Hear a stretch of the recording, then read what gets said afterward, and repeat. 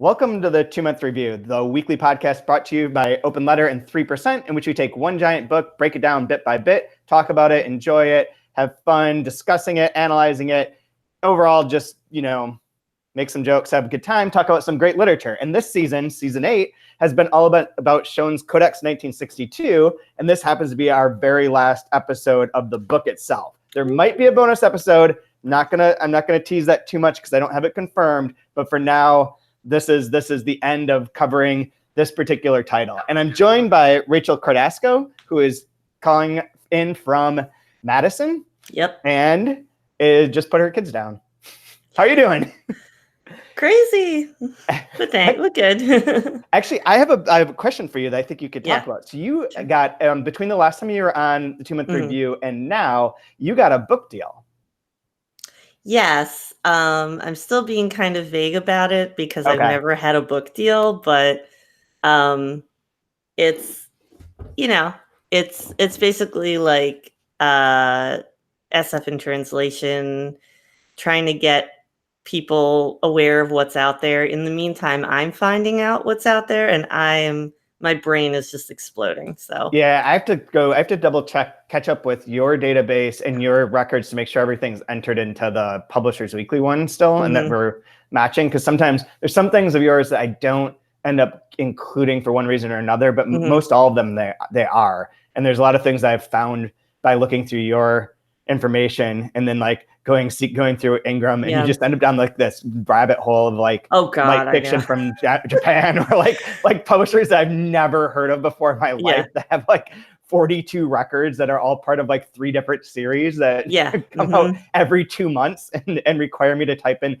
extra long titles like The Planets of the Alphane Moon Part 7, Warriors Trust. Or like I kind of gave up on something. Like I've had to understand that, I'm actually restricting what I'm focusing on to like publishers who are publishing like an actual thing, like a book or a collection or an anthology, and it's not manga. And it's not light novel. Because when I was looking into that, it just it got really crazy. Seems really complicated. Yeah, and I some people kind of were like, well, why don't you include that? And it's like nothing. I mean, I would just spend my whole life typing this stuff in, and other people keep track of it. So. I'm just going to keep track of this one smaller part, which is still hard to keep track of. Oh, yeah, absolutely. Absolutely. Yeah. Completeness is sometimes overrated, I suppose. Yeah. Yeah. You can't ever be complete. Speaking of completeness, those of you who are watching might notice that there is no Brian Wood this week. He is in Santa Barbara, hopefully not in any sort of like immediate danger from the massive earthquakes that have gone on there, but I think they got out there the day after all that stopped. So, and I did hear from him. He's fine. He's safe. He's good. But he is out there in California, hopefully staying safe. And so we got a special guest to send a special message to Brian that I just want to share with everyone. Hopefully the audio quality on this here listening through YouTube won't be too bad. I think I can fix it for the final podcast, but here we go. Hello, gentle listener. This is your favorite guest and bookseller from the 2-Month Review, Tom Flynn, calling in from Chicago. Chad mentioned to me tonight that there was a bit of an opening, but unfortunately I can't be with you for more than just the next minute and 30 seconds. But I wanted to let you know that you're in for a treat. This promises to be the absolute best episode of the 2-Month Review. Now, granted, I won't be on it very much, but there's someone else who won't either, and that would be Brian Wood. That's right. Brian will be missing in action tonight, so you're pretty much guaranteed to have the most informative, most engaging, least profane episode of the 2-Month Review to date. And to Brian, hi, buddy. Miss you. Now, I get that you can't be there tonight, and that's fine. In fact, I would encourage you to miss next week and the week after that, too, if at all possible, and we can get a really good run of episodes going. Anyway, back to your regularly scheduled program, Sam. I mean, I can curse if you want. Like, You can- I don't think that Brian's the one who curses on the 2-month review. Let's just make that clear. I feel like there's been less cursing this season. That's a wild statement. It's probably true though. I don't know. I mean, it comes and goes. Depends on the situation. I don't know. Yeah. It's just in part. Because when the cursing happens, I'm just like, woo! Even though I hear it all the time, but like excited. Yeah. A little. I'm like, oh, this is so risque. Oh my God. So I have a question. So have you read all of Sjón's books as well? No. Okay. I started Moonstone and I didn't finish it. I don't remember why. And then I've read Codex 1962. I haven't read anything else. Yeah. But I definitely want to. It's interesting. Yeah. So what did you think? So you read this a while ago. Yeah. And what was now we're at the final. So if I haven't mentioned this, it is the final episode. We'll be covering pages 454 through 517. So the whole rest of the book, it's the end of the section, I'm a Sleeping Door, which is the third volume in the trilogy, in which we know that our narrator is the supposed golem, who's not a golem, who's actually born from this woman who had a very tragic existence, and that his father sort of helped create these myths around his birth and gave him a sense of purpose. And he's also has some sort of mutated birth defect in which he's becoming stone and slowly going to die. And he's being interviewed by someone who works for CoDex that is recording interviews with all these people who have these mutations that were born in 1962 and getting their stories down on tape so that they can exist in the future. And meanwhile, there's also a geneticist who worked for that company who's sort of like, lamenting his life, doing a whole sad dad bit with the whole fifth of Japanese whiskey at the beach, and we'll meet him for a minute too. But that's sort of where we are. But before that, so what was your first impression of this book when you read it the first time? I was enjoying it, just from the different styles that were happening, just from the beginning, which was like a folk tale, and then on through, just kind of like the book was talking about myth making while myth making itself, and being very meta, and I really enjoyed that. And then I got to the end, and I mean, I remember I think I finished it while I was sitting in the car while my youngest was taking a nap, while I was waiting to pick up my other kids from school. And I didn't know what to do with myself. I nearly threw it through the windshield, but not out of anger. It was just, I was like, what just happened? Yeah. So I enjoyed it the whole way. And if I hadn't read if I'd only read the first two parts, I'd have been like, that was pretty great. But the third book just really clinched it. And I love books like this, where something like this happens in Wicked Weeds. You remember? I haven't. Yeah, I know you wrote about that. I made that get on the long list. So I'm going to spoil it in case anybody's going to read it. But the whole time you're going along thinking this guy is a zombie because he's saying, I'm a zombie and these are the things happening. And then once you get to do you mind if I spoil it for you? No, you can totally spoil it. And then by the time people appreciate spoilers. Yeah. By the time you get to the end, you realize that he actually has, and I don't remember the name now, but there's a neurological disorder where you think that your body is decaying. You literally think your body is decaying. And then there's another one where Saturday morning after happy hour. I call it being almost, being in my late 30s, but but he's got this neurological condition where he actually believes that this is happening to him. Yeah. And so he thinks he's a zombie, but in reality, in the last 10 pages, he's not a zombie. He's got this neurological condition. And I love that. And I don't know what that's called, that shift. It's sort of yeah. It's a person, short story writer, that would have the big twist at the end. Oh God, I can't think of it. But this Henry? is very different because I think you're talking about like where it reframes everything. Yeah, it reframes it in terms of like in terms of a medical condition where but it's not like disrespecting it. Like it's actually kind of like from the person's perspective. Yeah. And so reading this and thinking that this guy, you know, was like shaped out of clay or you know, or some sort of other material, and then to find out that he has Stone Man syndrome, which was just brilliant because, you know, once you shape clay and then you fire it and like whatever, then it's like, I mean, it's a hard substance. Yeah. And, you know, and it's like, but, you know, with him, it's just getting worse. Like his body's continuing to make bone where it shouldn't. But I just thought that was such a great, like, movement from myth to like medical, you know, whatever. What are they called again? When I can't think of the word. People, mutations. So like a medical mutation. And yeah, and it reframes it. And I love that.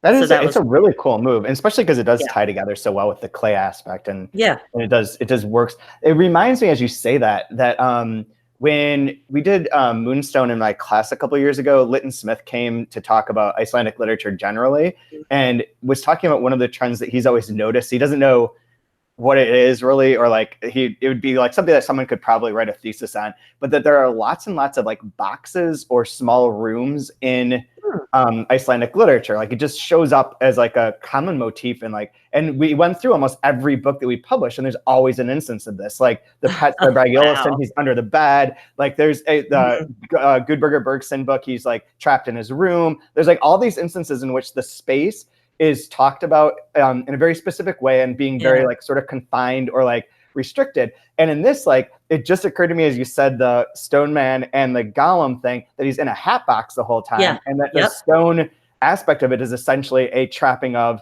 one space as well, but just a different form of it. But it pops up there again. Well, I mean, is it because of Iceland? I mean, being an island? Like it's just like it's this discrete, like, you know, far up toward the Arctic, like, you know, it's so kind of cut off. Sure. You know, they feel like they're in a box. I don't know. There's a lot of ways you could.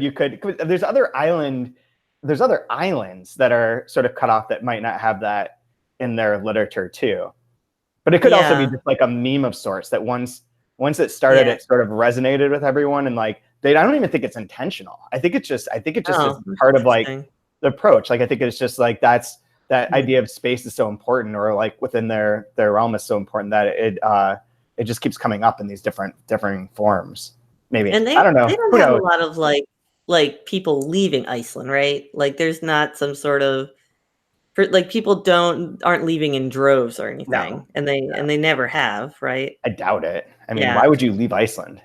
This is true. It is amazing.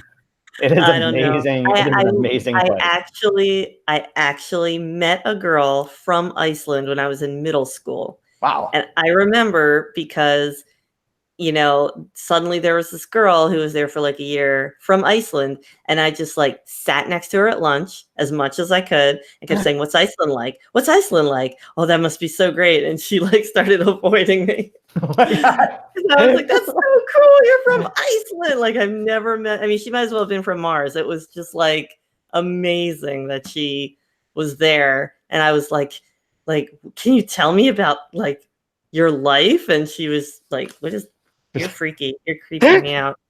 So I'm here because I want to be in America. And I was like, "But tell me about Iceland." Oh man.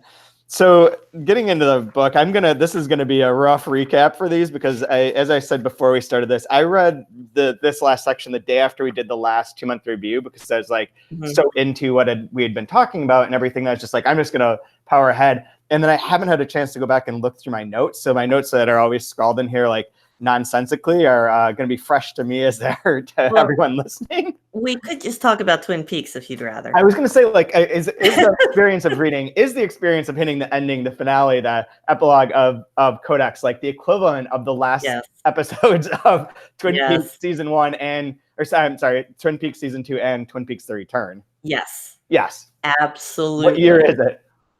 Wait a minute. What year is it? The best ending ever. Well, I mean, I really like the first one a lot. And when I was in college and first watched that, it was like the most horrifying thing. And I was like, this is genius. Like, to end a series this way is like fucking genius. And and then for The Return, as it's building to that last crescendo, and you're like, what is going to happen in this? And like, it's wild. And there's something, I don't know if you listen to all the podcasts about it and all that stuff, but I remember someone pointed out that the last 2 episodes are the exact same length, which I think is maybe a coincidence, but they almost seem like they could be running in parallel because of everything that's happening. That's one of the theories. And that I I don't know how people come up with these theories. I watched the minute we finished The Return, I listened to the Entertainment Weekly one with Jeff Jensen and Darren Franich, and I neglected all my other podcasts, and I just listened to that just like religiously. And when that was over, I was like in despair. There's another one called Damn Fine Podcast that went through all the original ones, and then the Return that has Mallory O'Meara as a guest on it at times that does the Reading Glasses podcast. Oh, okay.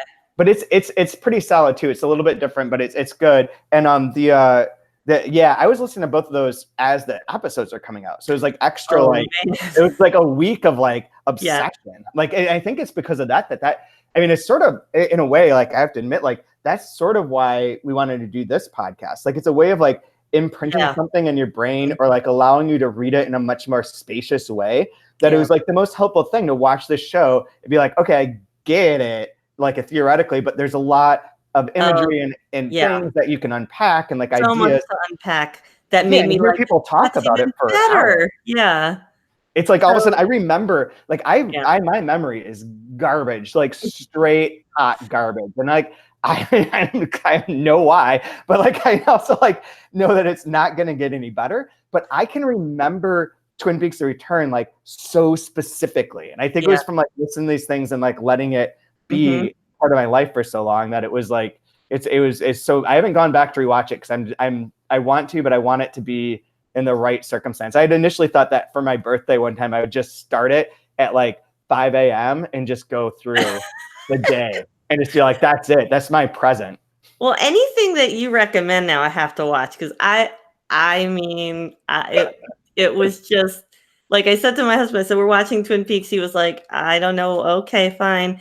And he while we watched it, like, I was liking it more and more and more and more, and he was hating it more and more and more and more, but he stuck it out. I have to say, he stuck it out for the movie and all 3 seasons. Nice. And me talking about the podcast. That's some solid husbanding. I knew that we were meant to be together at that point. But then I told him that he could choose anything we watched for like the next 10 years, because he was like seriously dying. Like, what is this? And I was like, it's brilliant. Oh my God. Yeah. So now you're going to be watching non-David Lynchian movies for a while. Yeah, we did watch Mulholland Drive. Neither one of us had seen it. That was crazy. That's a great movie too. So Anthony and I were trying to watch Inland Empire this last weekend, but we couldn't get it from the library, so it's going to have to be put off. But we were going to just sit and watch the whole 3 hours in one go, which I have not been able to do. It's intense. I heard that David Lynch comes to Madison and he's got like a favorite bar. Really? Wait a second. Yeah. Oh, like once in a while, he drops in on Madison, just like Bob Dylan. Bob Dylan just drops in on Madison. That's like kind of weird. Whenever. And and David Lynch has like a favorite bar that he likes to stop at, and I don't know. You need to find it. I know. I know. Yeah. How am I going to find out that he's there? Like, I don't. You gotta meet. You gotta meet like someone on the wait staff who will just like. That's a good idea. Yeah. Just like, here, text me when he's here. Yeah, Because then I will mob him. Yeah, it's not. I mean, that doesn't feel like potential kidnapping at all. But but it's okay. Sure. Yeah.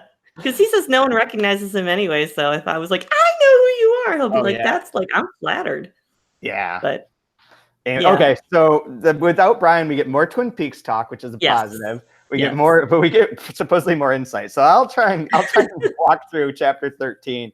Because there's only a few chapters in this section, and they're all pretty straightforward. 13 begins with this is just followed up on the well, we've had a dance section, but mostly on the end of like him being born and the death of Brynhildr and all of that. So we begin with him sort of like crying and being like, this is horrible, but he was my dad, right? And they're like, I don't know, it's registered on there. Then he admits that the picture that he has of Marie Sophie is not of his potential mom at all, but was Maria Gudmund's daughter, who was Miss Iceland 1961.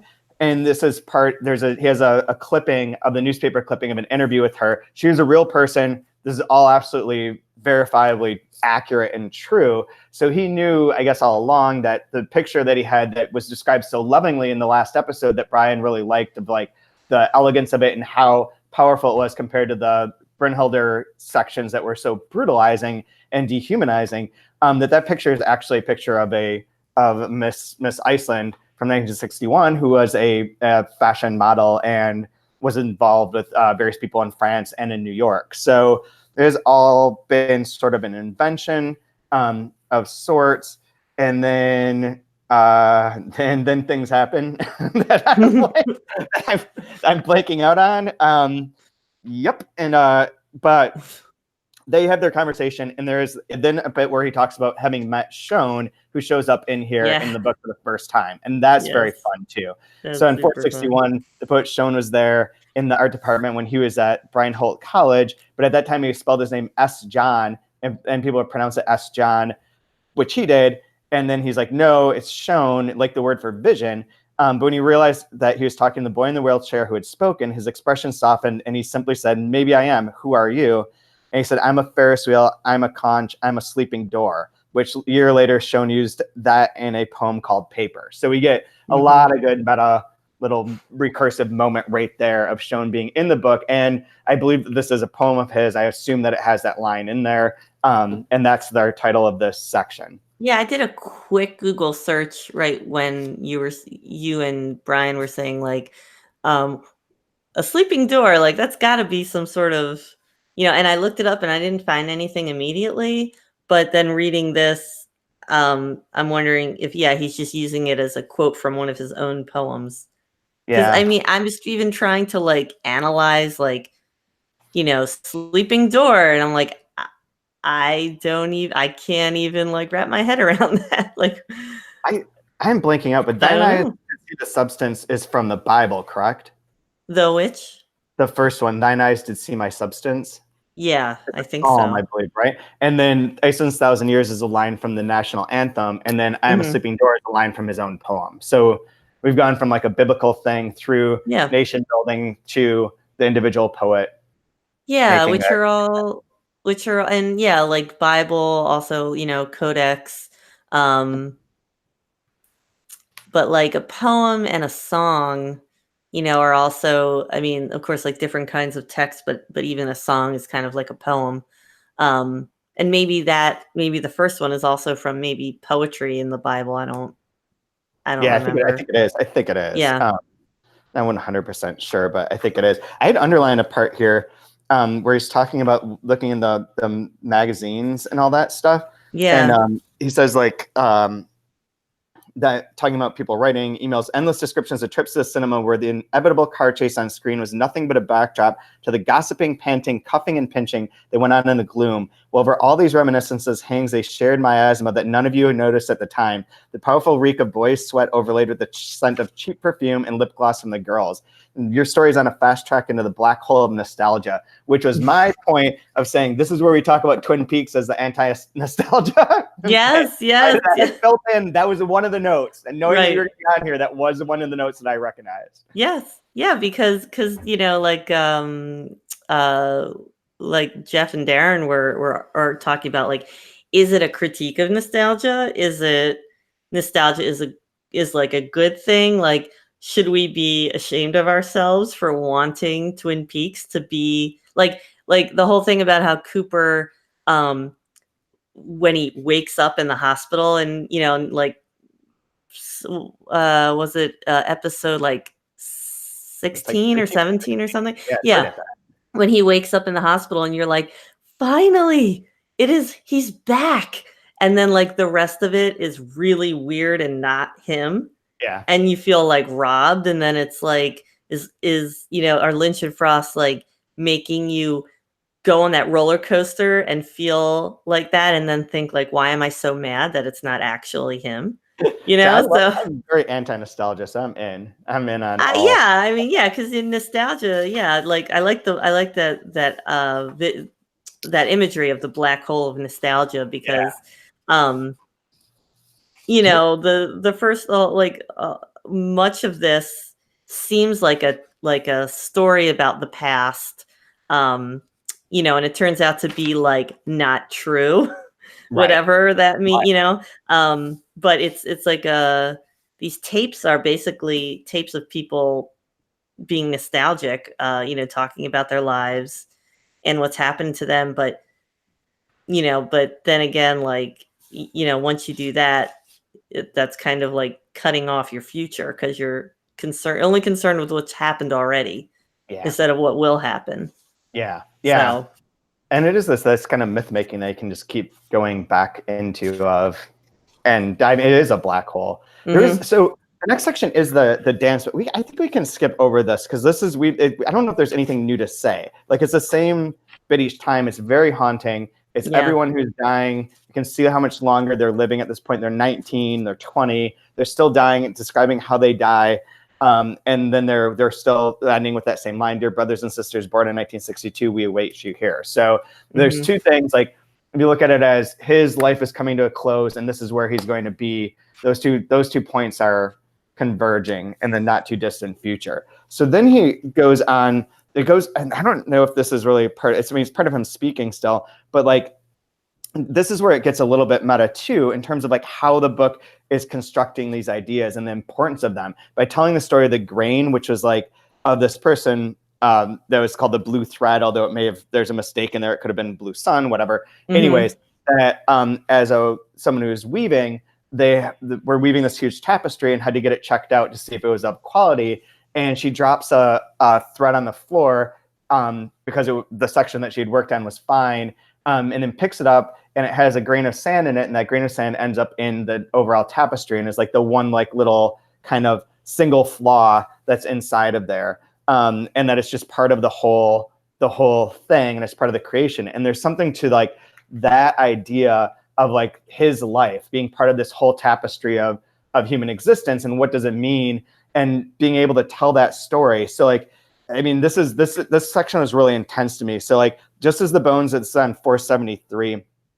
First, she's like, the entire time, Aletta sighs, the entire time Joseph was telling her the story of Blue Thread, she'd been restraining the urge to grab his arm and shout at him to stick to his own story, to bring it to a conclusion in the only way that could be considered right and proper for a trilogy. And then she says, but now she'd admit herself defeated. Just as the bones of a patient afflicted with Stoneman syndrome react to blows by swiftly forming a new layer of bone tissue over the site, so Joseph's mind wove a story every time he encountered a painful thought or memory. This was best illustrated by how, to lend meaning to the suffering and helplessness caused by his condition, he had, though born in Iceland in August 1962, found a way to situate his birth in the midst of the Holocaust. Joseph had told her it was everyone's right to have their story told to the end. He himself would only tell a fraction of his own, which I thought was really intense and kind of really sums up that his motivation, I guess, of like why he is rambling and telling the story in this particular way. Yeah, and it also gets like when someone has, you know, a story within a story and within another story, it kind of made me think of like 1001 Nights, where you're trying to just like stave off some sort of you know, like death, basically, by telling stories. And as long as he talks and Aletta is willing to listen, he's got this, you know, kind of he can make believe that they can just continue to sit and talk. And it doesn't have to end. And her Right. request for it to come to an ending or come to a closure is contrary to that in a lot of ways. Yeah, I mean, she wants it to end so then when he goes off into a digression, she has to listen to that so that then he can continue to get back on track. And then he goes into another digression.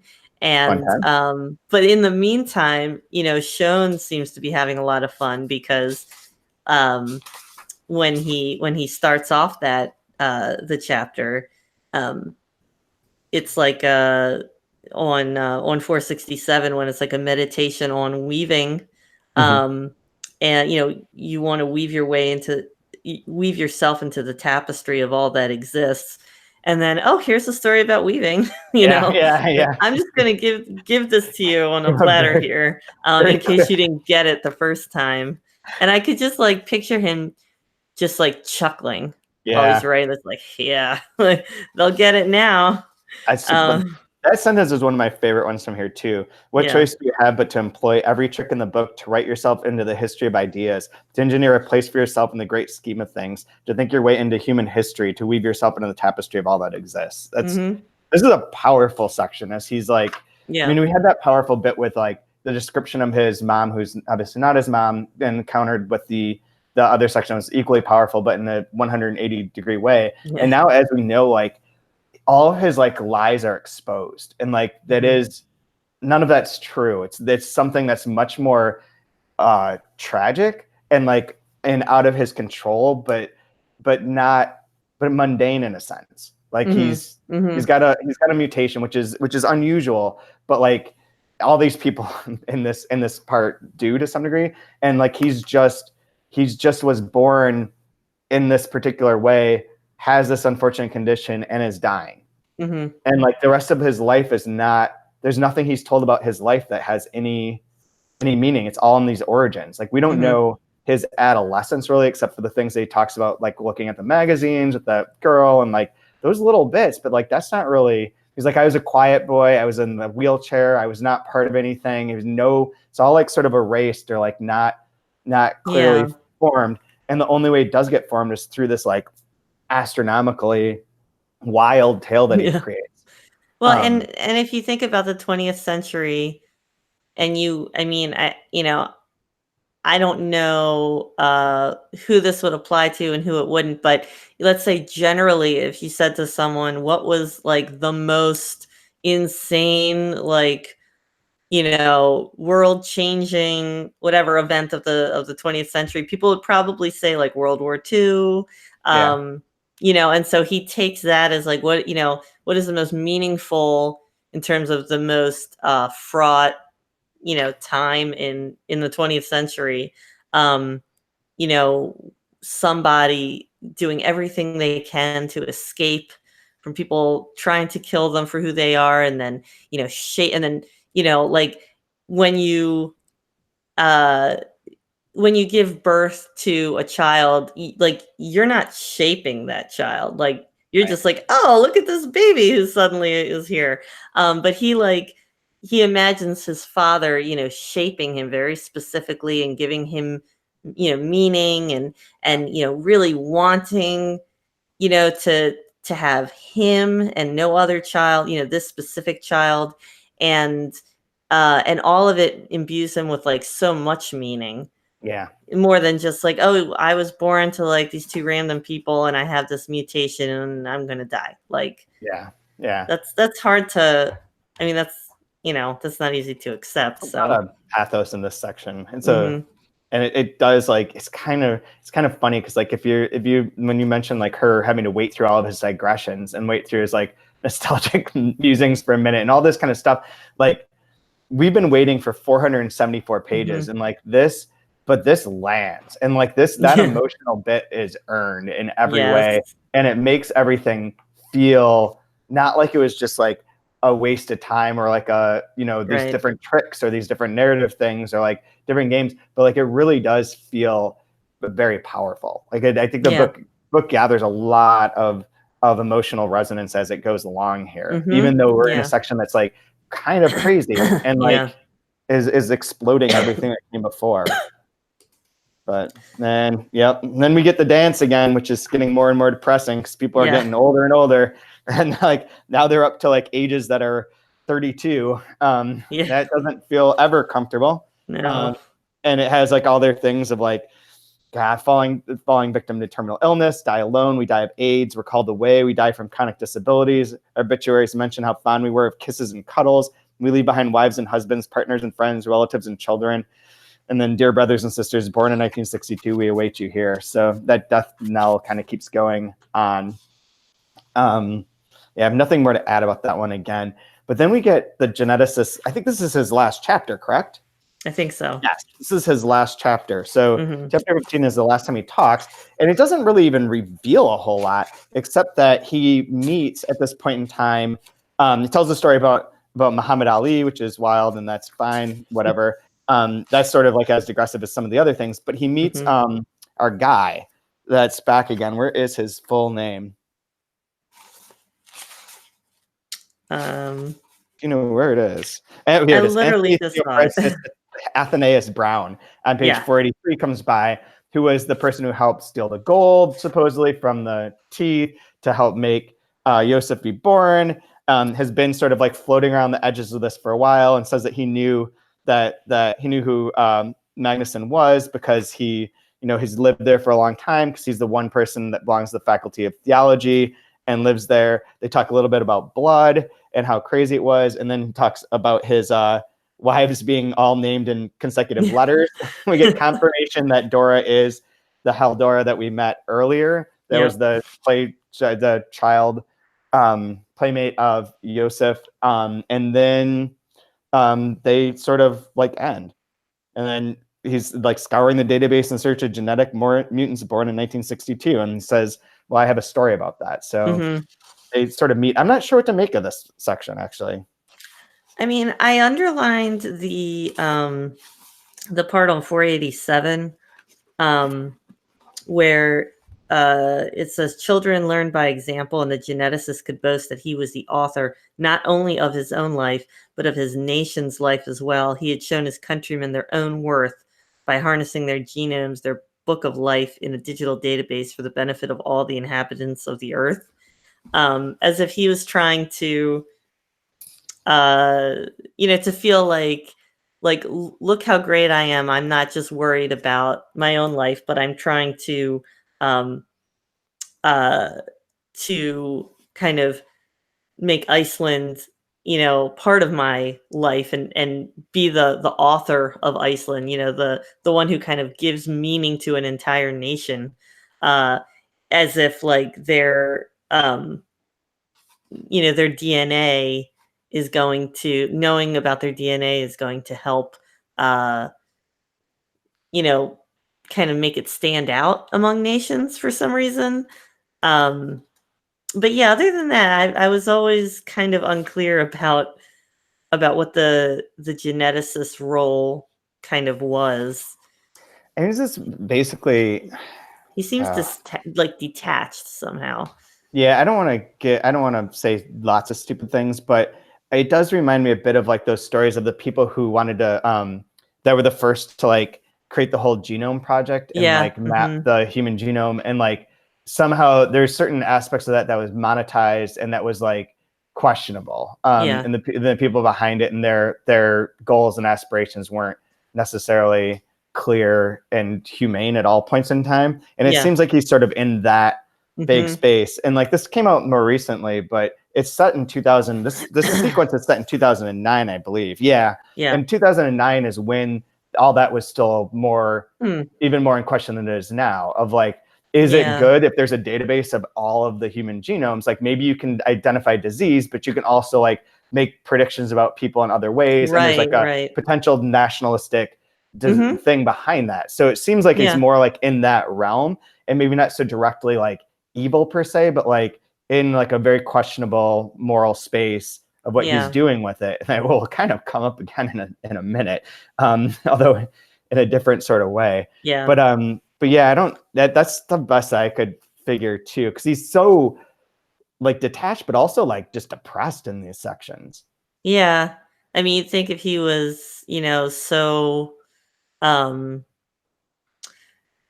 really seeing himself as such a central part of Iceland's, kind of character and destiny, he would be a little more, I don't know, a little less depressed, but A little not focused on just the genetic mutations in 1962, although yeah, that seems very clear that was connected to other things that were happening Yeah. in his family's past too. yes. So yes, it's like It like is genetics weird. are like good and bad in that sense, and that Well, sort I of mean, cuts both ways. I remember being in one of my grad school seminars, and we were, because we were talking about this for some reason. I don't know why it came up. But we were talking about it, and it may have been like my Native American lit class or something, because someone was like, all these genome projects, like, there's lots of predictions, and there's also like ways of looking back into the past. And like people are trying to, people are like so focused on figuring out exactly where humanity arose. Yeah, Was it this specific place? And so then that comes into conflict with different, groups of people's own creation stories. yeah. I mean, because some Native Americans believe that their ancestors rose up from the soil, Right, and so when you're like, no, actually, you're from Egypt, they're right. like, what? And so then it causes all this conflict, and what does it mean that, like, why do we have to know exactly where we came from and exactly the path our ancestors took? Because that's just another way of making a different narrative, just one Yeah, more narrative. We can't be sure. We're just guessing. yeah. Yeah, so I think that does really tie. I mean, it does bounce off of everything and makes Hmm. sense, and like it fits, but it's like it's kind of more thought provoking, I think, than like explanatory. If that Yeah. makes sense. Like it's not, that's like those sections aren't so clear, so like cut and dried, and like what is intended by them, but it does sort of bring up a bunch of questions about ancestry, about history, about the Hmm. nation, about knowing those things, Yeah. and then what you do with them. Because Hmm. like what he's going to do with his scientific progress in a few minutes is going to be kind Can't of wait. a disaster. Just a little bit, yeah. Just a lot of it.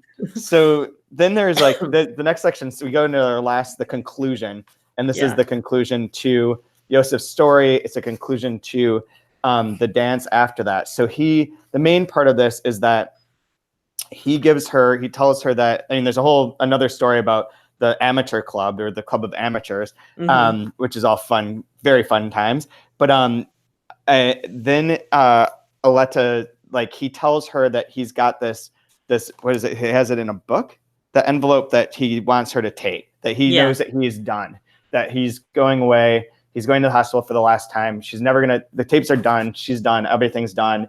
And that he wants her to have this. And she takes it, and it's a bunch of stamps that are very, very valuable. It allows her to complete her transition. She then goes and, like, visits and lays candles for Marie Sophie and for Brynhild, her Helgadaughter, and he's gone, and that's the end. That's it. Mm-hmm. So his death is very almost mundane in here, and like, Mm-hmm. again, like, all the myth building is about the origin, and the death becomes very powerful, but like, and very sad, but Mm-hmm. also sort of like abrupt in a way, and like, not a lot around it. I don't remember the full Club of Amateurs story though. I just remember it was fun to read. Yeah, it was about the man. Yeah. Let's see. This is Trying to some good remember. radio. I'm too, because it's like, I remember there was like just all about. I reread it 2 days ago. Like, oh, when the guy goes into the room and he sees like voices, or he Oh, sees right. like all the writing or something, and then it comes flying off the walls and like covers him. Yeah. And it turns out to be like a poem. And and it's something about amateurs. Yeah, I remember, yeah. Like there's like the words that the infinitesimal words that kind of Yeah. attract to him, and then he Yeah. becomes part of the amateurs as well. And it's kind of like nobody's special. Well, Or you know, everybody's special. Or this imagery made me think of one of the big scenes in Jeff Vandermeer's the Area X. Annihilation. Yeah, it was in the first book where they go down into Oh, yeah. the tower / like hole or whatever, Right. and the words are actually like the vegetation is actually forming words Yeah, I along the remember that wall. too. So words is kind of material. I was thinking of that, and you know, he gets real sci-fi in chapter 16 Yeah. because I was underlining the part on 492 where he says he's telling Aletta where to go to get that that envelope. In the box at the foot of the bed, there should be a copy of the Icelandic translation of Karel Capek's War with the Newts. Yes. And I've never read War of the Newts, but I know what it's about. And it involves people finding this race of weird newts, and the newts have like special powers, and they kind of help the newts kind of develop their powers, because then they're going to use the newts to help to fight in a global war against some other people. But then the newts are like, this is not cool, and then they rise up, and like it's like them versus the humans. Yeah. Because of course. So I wasn't sure what the point of that was. Still not quite sure, but that was very like, that was like a wink. But then when the other Karel Capek reference comes up later with RUR, Oh, right. Reykjavik Unilingual Research Project, I was like, That is, this I guy's forgot about good. that. This guy's good. I've been missing little notes all day and little references. I've been missing them completely. So It's okay. We're all tired. We're all tired all the time. Yeah. Everyone's just a little tense these days. I think that War of the Newts though too. I was just checking to see if it's even in print, and it looks like it is, but in like an edition from like 9,000 years ago, and probably from Northwestern. Catbird Press. I don't even know that Catbird Press is around anymore. So like, yeah, I don't think so. That's a real question. But isn't part of it too that it's like it satirizes all sorts of different modes of storytelling and of different things in society, which does fit kind of with this too, of like all the different modes of how his origins are created, and all the ways that all the different tricks that he uses throughout this book. Yeah, I mean, Capek was writing between the wars, between the World War I and World War II, and Czechoslovakia has always had a lot of crap because of where it's situated, and he was satirizing and kind of like seeing the future in really creepy ways, satirizing the like absolute faith and belief in the rightness of science, in the belief that we can actually control our own creations, the hubris of humanity, and that's what it's kind of like told through these stories of these different species, or the attempt to harness some sort of like sustainable energy that then turns out to like suck people's souls, things like that. So Capek, he was like one of those writers where he seemed like to kind of just be like dropped in to the century to kind of like warn people, about kind of potential dystopia that the world is going toward. Are these books this is not to interrupt your thing, are these in public domain now? There's a 95-cent ebook version of War of the Newts, and then this crazy ass Catbird one, which I know I don't believe Catbird is around anymore. I remember meeting the person who ran that. And then there's like just the RUR one from Penguin Classics, and there's like nothing else. Like everything else is like clearly like, you know, there's a version from Create Space. They're like, yeah, it feels like this is a ripe opportunity. Oh shit, I'm not going to say anything more because I could envision a particular press going after this if they heard all of that. But yeah, it's there's so many of these writers like at that period, not to go off subject again, but like the Solaris, Stanislav Lem, like those books that are just like they were out at one point in time and then they're just kind of buried in someone's catalog and are really interesting, but they're not available in the right way. Seabury Press was the one that did it, and they had a whole relationship with Michael Candell, who was his translator, and for some reason, it's very, very weird. They're not coming out with new editions. But the other weird thing is Solaris, which you would think of all things would be available. Like, I think it's only recently been retranslated, but for 50 years, it was for like 50 years it was translated from Polish into French and then from the French into the English. And I think recently, somebody translated, Bill Johnson, I think. Bill Johnson translated, but it's only the ebook version because that was the one that the rights were available to. Yeah. But there had been the ebook version was held back for whatever particular reason. However, they finagled that because that's a real. That does fit with like the history, but they had that, so they allowed that to be done. Right. So, but the paperback or the regular published book is like an ancient translation, and this is way off subject, but that's okay. Apex reference. There are multiple ones. I forgot. I didn't even notice the second one, but that totally makes sense. Yeah, the RUR was great. I just because you're so used to seeing R.U.R. Right. and thinking but then it just slipped it right in. I like went right past it and was like, wait, and then there was the newts, and then there was So he's being very I think like also when you think of early sci-fi dystopia, I think a lot of people would think of Capek.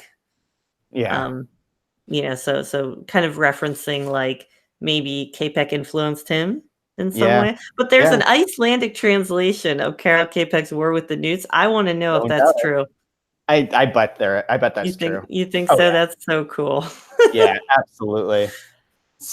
So then we get our last dance part where everyone's up to 1962. December 31st, 2012, which is the man in the wheelchair stretches, billows a veil of smoke, and this seems to be our speaker possibly. And then the last line.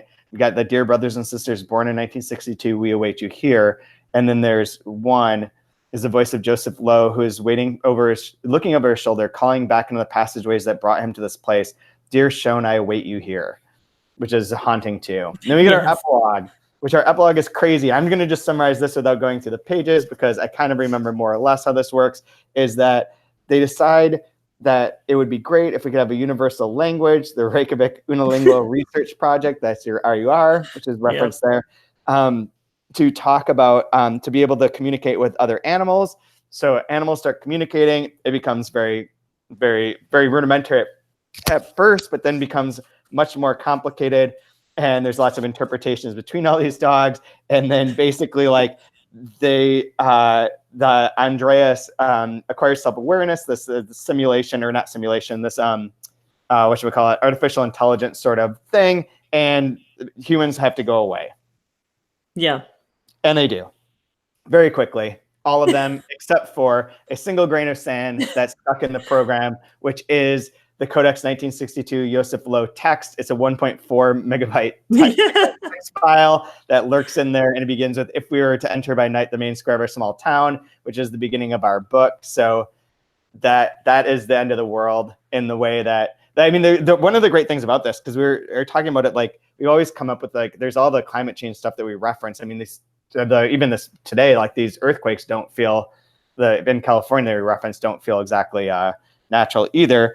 But then it has this bit that like basically like climate change goes into reverse because the animals hunted down and killed every last human that saw refuge in the wilderness. Climate change went into reverse. The earth reverted to the stage it had reached at noon on the 6th day of creation. And that was so weird, though. That was so, see, that kind of thing was like him, like, again, like a wink, wink, nudge, nudge, because it's like climate, it's like I guess a lot of people assume that this is what would happen. Like if animals could take over, they'd all be like, what is this crap you've done to this planet? Like, and then kill us all. And then everything would be like Edenic, you know? And then Sjón says like at noon on the 6th day of creation, it's like, I mean, it's very specific. Yeah, like of course not. And so maybe this is his way of being like, this is also a story we're telling ourselves, because the earth is like like it'll go into reverse, but then again, like if climate change continued to go into reverse, it would then be uninhabitable in a different way. Like it's like the earth has to be at a certain like phase for certain things to survive. Right. So if it gets too warm, you can't survive. If it gets too cold, you can't survive. So we're living on this like, tiny, thin little bridge of, of a habitable planet. And that seemed like he was just kind of saying like, yeah, sure, that'll definitely happen. Everything will just be great. And all the animals will like hold paws and like sing and dance in a circle or something, but yet there's still this... that is one of my favorite lines. Yeah. And then like the super software consciousness though is still there. Yeah. Watching over everything. The behavioral analysis software pattern reading, resulting in the creation of a new super software that came to be known by the gender-neutral acronym of Andreas, which stood for Artificial Non-Dependent Roaming Intelligent Applications Solar-Powered, always referred to by the plural pronoun they. But then my favorite part was, the next line, the decision was taken to start with the animals that are, the decision was taken to start with the animals that already had a close relationship with humans, and in an amazingly short time, it proved possible to work out the basics of dog and cat grammar. So it's like when Andreas started interpreting between dogs and cats, it soon became apparent that they worked well together. Yeah, right. Like, come on. One of my favorite lines. Really, I know. Like, again, this was just like you are joking, because if cats got any measure of control, like we would all be bowing down to them, and they would not be working well with dogs. Like this is not what we all know this, and yet he says it anyway. And then another one, the findings of a joint study conducted by CoDex and the National Society of Addiction into genetic factors in addiction were used to genetically engineer dogs and cats to be addicted to communicating with Andreas, and microchips were planted in their cerebral cortex to enable them to communicate by Wi-Fi. I know. Which is another great thing. So it's like we've got this supercomputer that's talking between cats and dogs, and what we did is like have a research project to make sure they're addicted to using it. That doesn't sound good. No, it sounds like you're turning them into humans. Like you're turning them into iPhone addicts. iPhone addicts, right? And I mean, and then but then the whole section about like I like a little later when they said the dogs and cats together with some of the rabbits. Some of the rabbits. Yeah. Not all, just some. Exceeded expectations, and it seeded itself around the world.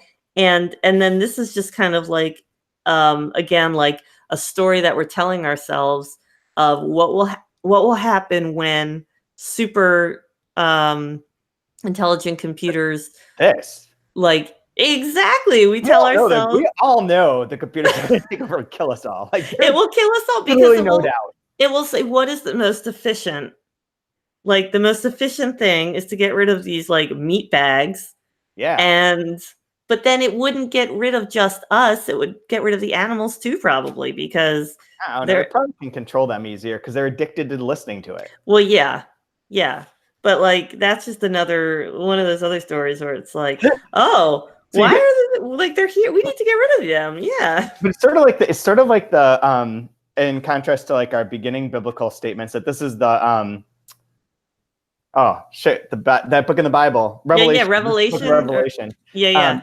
Yeah, it's like all like Judgment Day. Yeah. what is the future narrative we can create, and it is this, and Yeah. it's also like playing with all those tropes, all the Terminator tropes, and like everything else. Like, yeah, it's always gonna be the robots that are gonna kill us all because we keep creating smarter and smarter robots, and we want artificial intelligence, and we want to be able to communicate with everything else, and that's just not gonna work out well. But I've never heard anyone actually say, I wish I could speak directly to my cat. They haven't. I think they have. There are like apps that exist. Seriously? To, like, yeah, I'm almost positive. I remember reading about this at some point in time. Like, oh man. Your cat. Apps to talk to your cat shows up like really high on the human to cat translator on the App Store. But like, I am 100% sure this is bullshit, but I'm going to say that it is a thing that someone has made. It has 7.2 thousand ratings, and its overall is 4.4 stars. This app is intended for entertainment purposes only. Yeah, okay, there you go.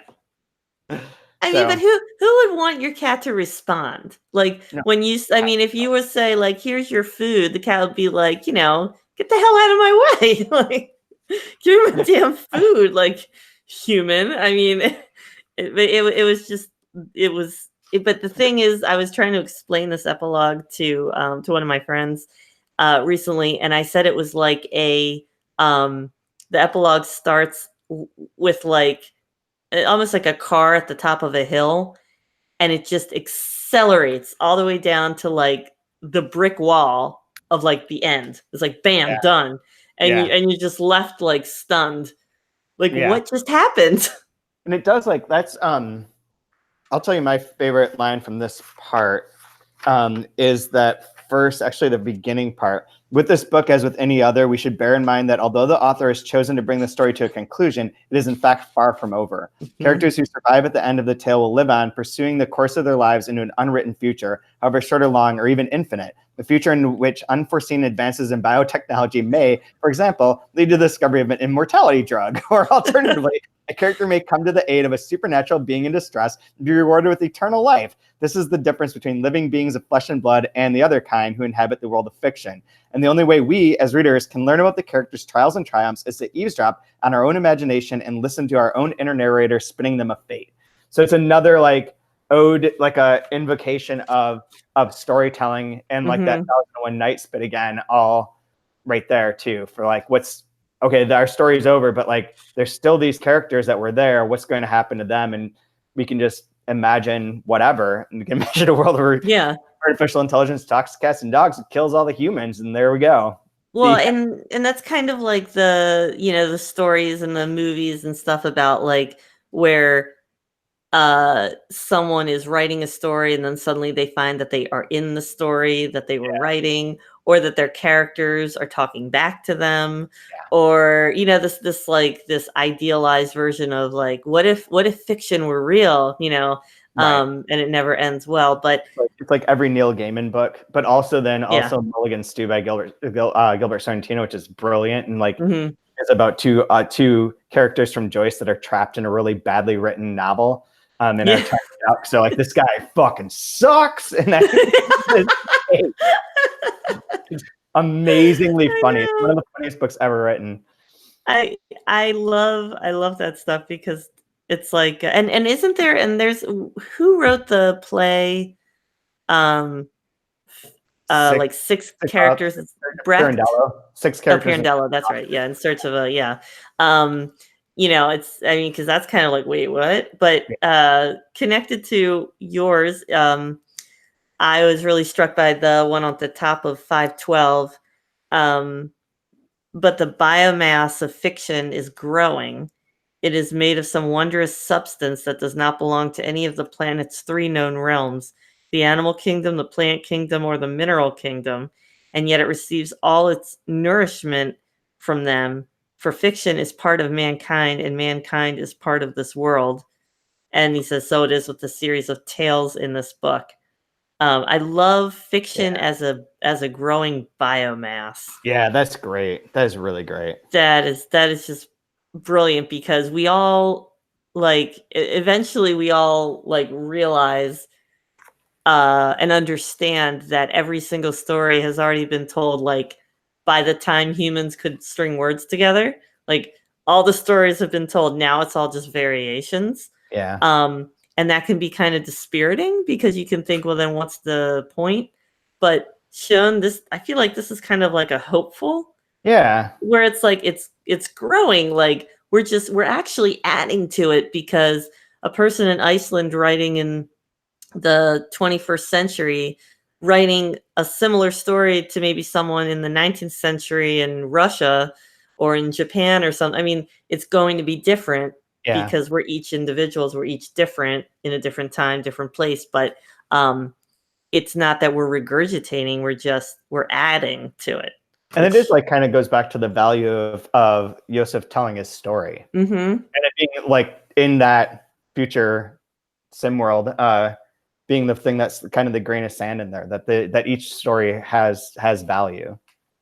Yeah, and it's kind of like Sjón saying that his book will be the one that will survive, like his story, you know. And I mean, he puts himself in here, Yeah. like you know, like the poems. I'm not sure really how to pronounce it correctly, but the Ghazal, Ghazal or something, where at the very end it's like an Arabic poetic structure, and at the very end you put your name in it or something like that. And I felt like you put your signature in it. I felt like Sjón was putting his signature in, like here and there, just throughout the end. That's true. Even like directly, yeah, quoting himself, but then also not saying like I'm Sjón, but like there was this poet Sjón, you know, and it's almost like seeding his own signature throughout the book as a way of immortality, because we can see that he's got a little bit of insecurity when he writes, "Dear Sjón, I await you here." Yeah, you know, like. Well, I mean, he was born in 1962 too, so yeah, he's one of the kids that you taking that at face value of that every person born in 1962 in Iceland will die. Yes. And there's a certain number of them that have died already. Mm-hmm. He is going to at one point in time be part of that. Yeah. Part of that chorus. And he's like he's not that thrilled about it. Not that many people are. I don't think many, yeah. But he's creating an epic that can stand that test of yeah. Yeah. I mean if you can imagine, like the earth is just like devastated, there's nothing left, there are no humans, but then in the very bowels of the consciousness of this computer is this text. I mean, you've arrived, you know. Yeah. to a place where centuries pass in seconds and nobody reads anything. And the aliens that come by will be like, "Who's Sjón?" Yeah, because the animals don't care. No, they don't. No. Oh my God. So do you recommend this book to others? Yes. Should you read this book? Basically, what I say to people is, well, there's this Icelandic book, and I get no further, because they go, "What? Oh. Icelandic? You mean an English translation? Like, wow, really?" And I'm like, yes. There have been many. That is wild. And then I start to talk about it. And then of course I try to explain what it's about, and then like it all falls apart. It falls apart. That we got 11 hours of podcasts that they can listen to. Yeah, to get a full explanation. And probably a lot of wrong and idiotic sounding things along the way, but that's cool too. We're adding to the biomass. Adding to the biomass with these inaccurate statements.